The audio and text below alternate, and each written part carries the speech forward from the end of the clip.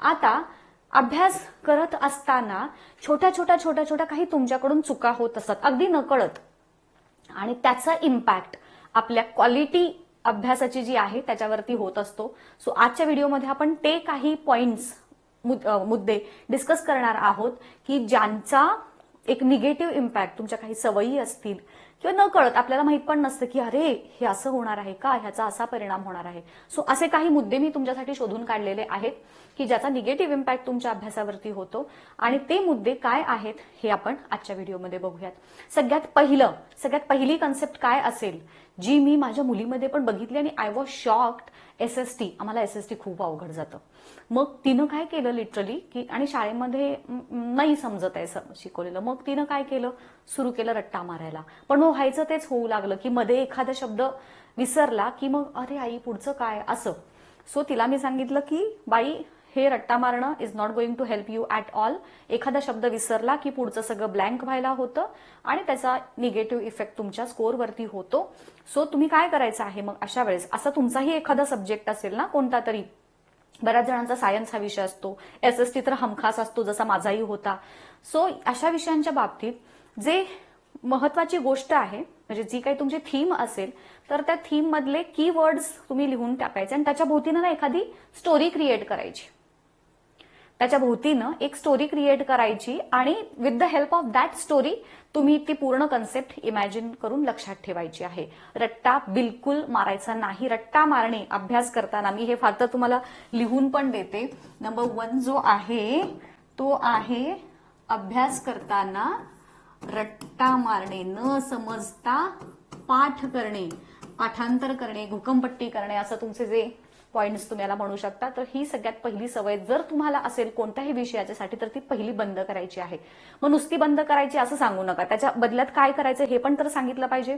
तर असा विषय जो कोणता असेल जो समजत नाहीये पण अभ्यास तर करावा लागतो, तर त्याच्यासाठी मी आता सांगितलेली स्ट्रॅटेजी तुम्हाला करायची आहे. कीवर्ड्स पहिल्यांदा शोधून काढायचे, आणि नुसते कीवर्ड जर तुमच्या ओळीनं लक्षात राहत असतील तर वेल अँड गुड, नसतील राहत तर try to develop a story around those ते जे तुम्ही काढलेले कीवर्ड्स आहेत, आणि अशा पद्धतीनं ही आन्सर्स तुम्हाला लक्षात ठेवायचे आहेत. एखादा फ्लो चार्ट त्याचा डेव्हलप होत असेल तर बघा, एखादी प्रोसेस जर समजा असेल तर त्याचा तुम्ही फ्लो चार्ट मध्ये डेव्हलपमेंट करू शकता, एक स्टोरी बनवू शकता.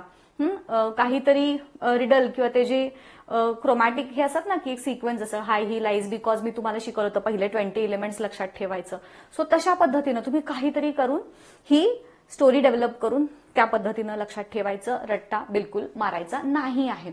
दुसरा मुद्दा जो तुमच्याकडून केला जातो, एकदा का बघितला तो विषय की त्याचं पुन्हा त्याच्याकडे पाठ फिरवली जाते आणि नकळत ते, मग मी जसं तुम्हाला एका व्हिडिओमध्ये सांगितलेलं होतं, रिवाइज आणि रिवाइज 3 वेळा कमीत कमी तो पर्टिक्युलर सब्जेक्ट किंवा तो जो काही चॅप्टर असेल, तो कंटेंट असेल, तो तुमच्या मेंदूपर्यंत पोहोचला पाहिजे कमीत कमी 3 वेळेस.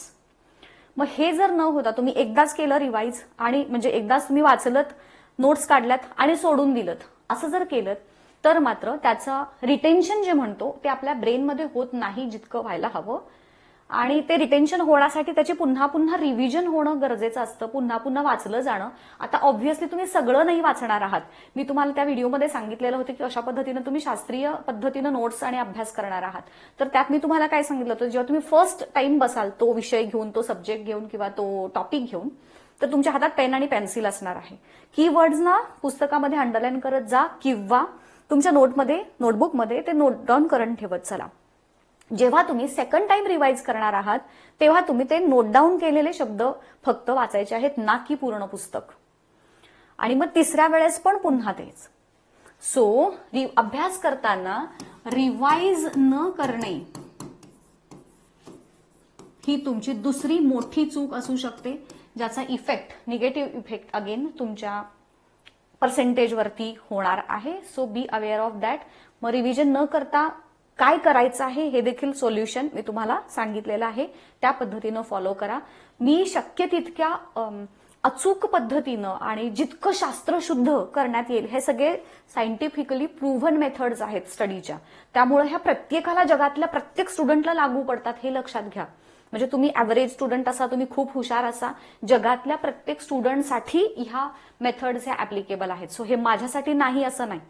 जर तुम्ही आणि 8वी असा 9वीत असा 10वीत असा कोणतेही स्टुडंट असा तुम्ही, हे तुमच्यासाठी युजफुल आहे. सो हे झालं.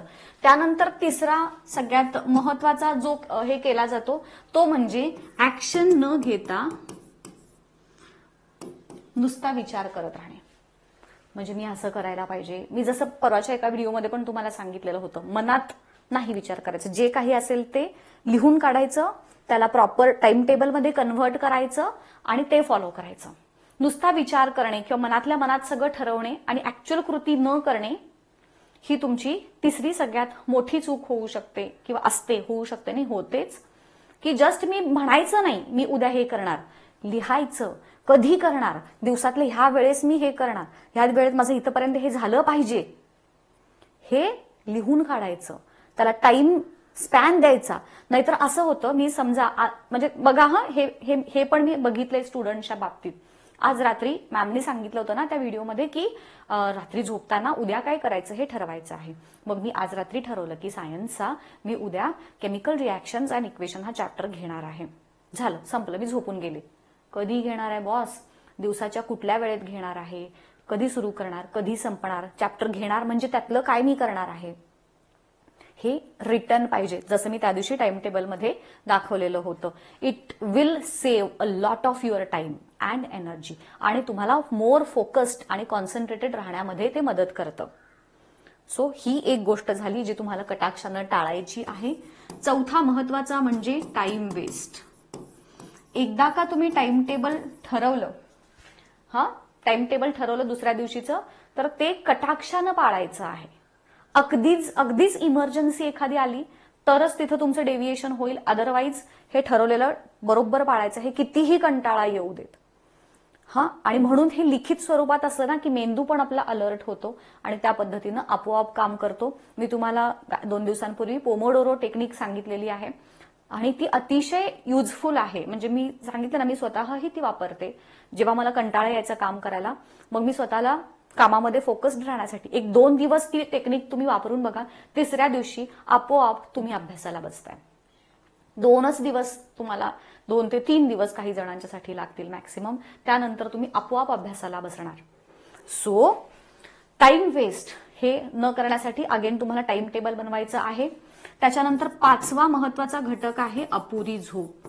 कोणत्याही गोष्टीसाठी, जगातल्या कोणत्याही गोष्टीसाठी तुम्ही याला सॅक्रिफाईस नाही करायचं आहे.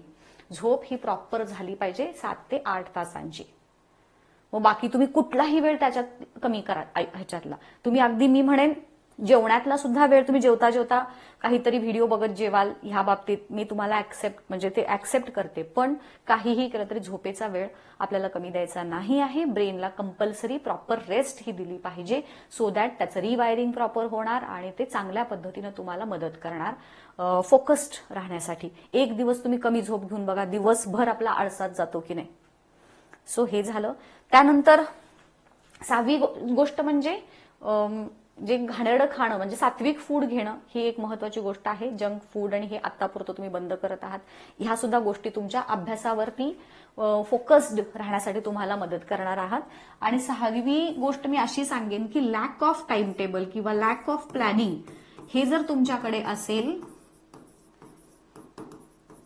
तर तरी देखील it is going to hamper your काय म्हणत मोठं टाइम वेस्ट याच्याद्वारे तुमचं होणार आहे. मग सगळे सब्जेक्ट घ्या, सगळ्या सब्जेक्टना इक्वल टाइम देऊन तुमच्या जे काही टाइम टेबल बनवणार आहात ते तुम्हाला करायचं आहे. हे महत्वाचे फॅक्टर्स आहेत की ज्याच्यामुळे तुमच्या अभ्यासावरती एक प्रकारे निगेटिव्ह इम्पॅक्ट होऊ शकतो जर तुम्ही हे करत नसाल तर. हे करत असाल तर congratulations, you are on the right track of doing study. आणि